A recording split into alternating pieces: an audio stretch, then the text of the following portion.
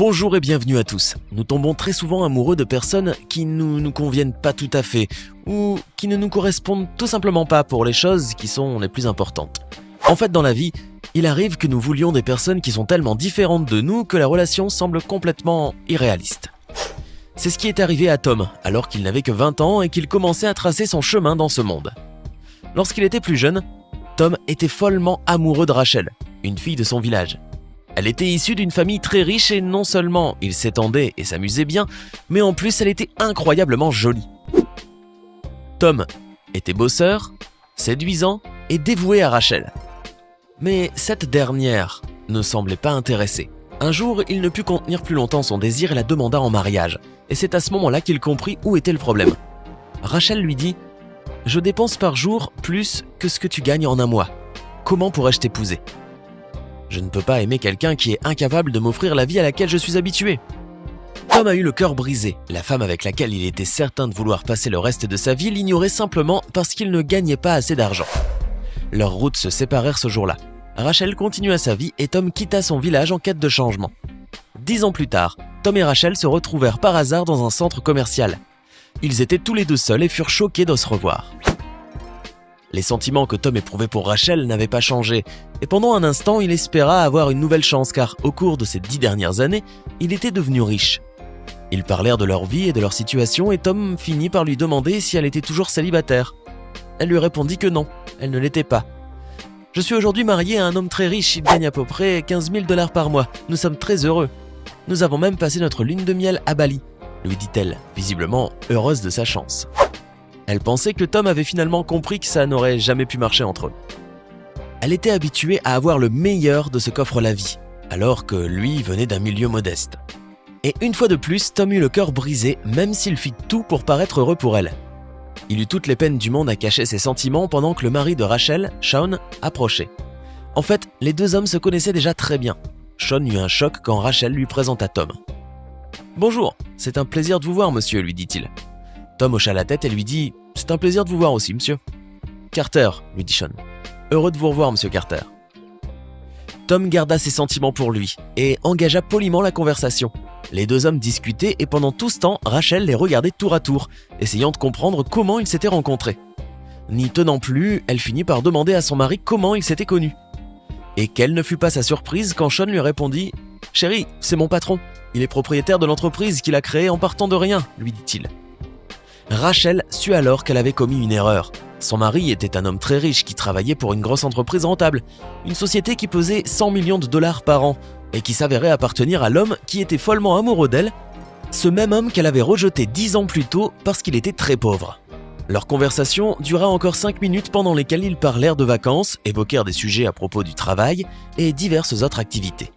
Puis Tom s'excusa en proie à sa peine. Rachel ne révéla pas à son mari comment ils s'étaient connus, mais lui demanda de lui raconter l'histoire de Tom. C'est à ce moment-là que Sean lui dit quelque chose qui la frappa et qui lui fit regretter ses choix. « J'ai entendu dire qu'il y avait cette femme qu'il aimait et qui ne voulait pas de lui car il n'avait pas assez d'argent. Il a alors lancé sa société pour être capable de lui offrir la vie à laquelle elle était habituée, lui dit-il. Mais chaque fois qu'il la contactait, elle l'ignorait. Finalement, il a renoncé.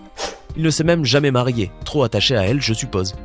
Imagine à quel point cette femme aurait eu de la chance en l'épousant. » Rachel était d'accord avec lui. Cette femme-là aurait effectivement eu de la chance en épousant Tom. L'homme qu'elle croyait n'être tout simplement pas assez bien pour elle était devenu très prospère. Elle savait qu'elle devait être heureuse pour lui, mais en l'imaginant en train de choyer une autre femme avec tout cet amour et ce luxe qu'elle-même aurait pu avoir, elle eut mal au ventre. L'expression « trop peu trop tard » lui parut cruellement adéquate pendant que Tom disparaissait dans la foule du centre commercial et que Sean continuait à lui parler de cet homme si merveilleux, intelligent et puissant qu'il était devenu, et tout cela grâce à l'amour. En ce qui concerne notre vie amoureuse, nous avons tous envie d'avoir une relation idéale avec une personne qui soit parfaite sur tous les plans. Mais voilà, les sentiments ne sont pas toujours justes. Vous voyez, l'amour est volage et bizarre, et preuve est faite qu'il n'est pas bon de rejeter quelqu'un juste parce qu'il n'a pas exactement tout ce que vous attendez d'un partenaire. Le potentiel est une chose puissante et l'amour d'une femme bonne ou d'un homme bon peut pousser les gens à dépasser les limites les plus folles vis-à-vis d'eux-mêmes. Tom était devenu millionnaire pour l'amour d'une femme qui ne voulait pas de lui. Imaginez donc un peu ce qu'il aurait pu devenir si Rachel avait laissé de côté ses préjugés pour le soutenir complètement. Beaucoup d'entre vous seront certainement d'accord pour dire que cette femme n'a eu que ce qu'elle méritait. Dans le cadre de l'histoire suivante, nous allons parler d'une croqueuse de diamants au lourd karma. Vous n'allez pas croire tout ce qu'elle a fait pour prouver que l'argent représente tout et que rien d'autre ne compte pour elle. Cette histoire étant inspirée de faits réels, nous donnerons à ce couple de faux noms pour protéger leur identité. Tout commence avec un jeune homme prénommé Mark, qui est sorti avec une fille, Becky, pendant 4 ans. Avant, ces deux-là étaient de très bons amis. Becky était une fille formidable, et Mark finit par en tomber follement amoureux. Ensemble, ils étaient superbes, ils se disputaient rarement et s'entendaient très bien. Les choses se passant au mieux, Mark finit par demander la main de Becky, et les bancs du mariage furent publiés. Tout semblait tellement parfait que Mark se disait qu'il lui serait impossible de trouver quelqu'un d'autre avec qui il serait aussi compatible. Évidemment, quand vous êtes vraiment amoureux de quelqu'un, vous avez tendance à la chouchouter. Mark laissait donc Becky aller faire du shopping quand elle le souhaitait. Elle était comblée et avait toujours les plus beaux vêtements. Même si Becky ne demandait rien, Mark la gâtait parce qu'il l'aimait et parce qu'il était ainsi, aussi gentil qu'il est possible de l'être. Un jour, Becky a trouvé un travail à mi-temps comme assistante et a eu besoin d'un téléphone pour ce nouvel emploi. Mark alla donc lui acheter le superbe modèle qu'elle voulait et Becky lui dit qu'elle le rembourserait avec son premier chèque de salaire. Les choses semblaient vraiment fonctionner parfaitement dans le couple et chacun d'eux était heureux. Pourtant, ça n'allait pas aussi bien qu'on le croyait. Un jour, la banque saisit la seule voiture du couple. Becky appela et on l'informa alors que Mark avait 3 mois de retard dans ses paiements. Mark était certain que ce n'était pas vrai, mais Becky s'emporta brusquement et lui dit qu'elle était fatiguée des problèmes d'argent et qu'elle attendait de la vie quelque chose de mieux que d'être ruinée et endettée. Becky n'avait jamais travaillé avant de décrocher son emploi à mi-temps et avait quelque peu oublié que, jusque-là, elle avait toujours vécu au crochet de Mark.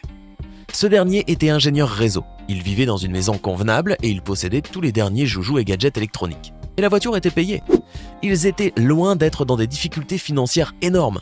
Mais Becky ne voulut pas écouter son mari. Bien sûr, cela fâcha Mark qui partit alors chez sa mère pendant que Becky faisait ses valises pour quitter la maison. Pendant qu'il était chez sa mère, il paya les frais de mise en pension ainsi que le solde dont, d'après la banque, il était encore redevable.